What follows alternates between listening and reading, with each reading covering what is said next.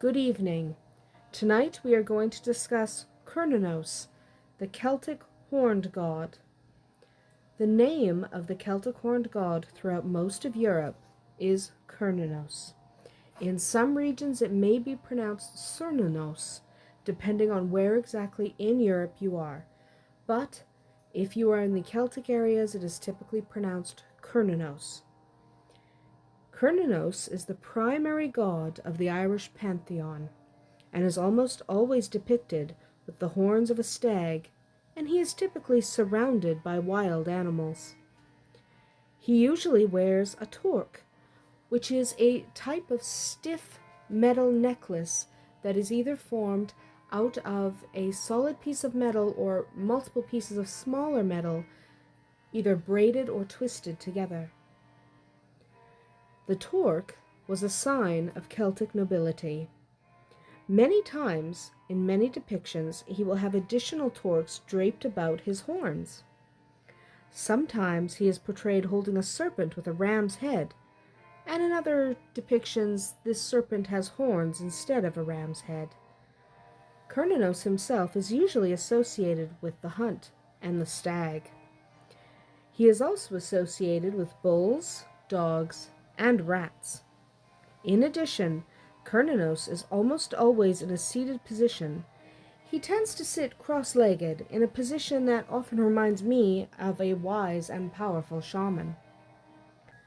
The symbolism of the ram-horned serpent is particularly interesting. The serpent occurs in mythologies from all across the world, including Christianity. Remember that it was a serpent that tempted Eve to eat from the tree of knowledge, so there is commonly a connection between serpent and knowledge. The serpent is also commonly associated with death and with the Otherworld. Cernunnos usually carries this serpent in his left hand, and in his right hand he'll carry yet another Celtic torque. This Celtic torque is a symbol of nobility, and is often seen as a symbol of having been initiated into something. All of these symbols, all of these things that accompany Cernunnos in depictions of him, lead us to believe that he was much more than a fertility god, and much more than simply a consort of the goddess. In Wiccan circles, Cernunnos is often seen as a god of initiation, of change, and of following a new path. Cernunnos tends to be aspected in 4 parts. He is the lover, the giver of life. He is the hero, protective and aggressive. He is the king at his sexual and magical height. And he is the sorcerer, waning but full of wisdom and just waiting to share it. All of the minor gods of the Irish pantheon typically fall into one of these 4 categories.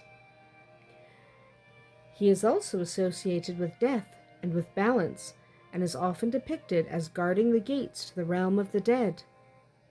He maintains the balance of nature, sitting between the stag and the wolf in many paintings and carvings. His purpose in this position is clear: to keep prey and predator apart, maintaining the stability and balance of nature. Cernunnos was worshipped by Celts across Europe, including Ireland, well into the Common Era. His association with animals led him to be named the Lord of Animals. In Ireland and in Wales, he was often referred to as the Lord of the Hunt, and said to rule over all wild animals. The Irish saint Kieran is a modern portrayal of Cernunnos.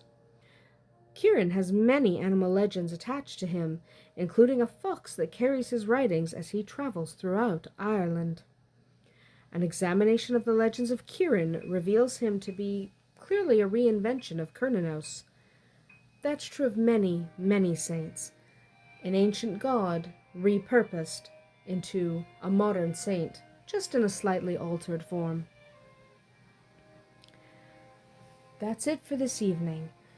Come back next week and we will continue talking about Irish goddesses. Blessed be.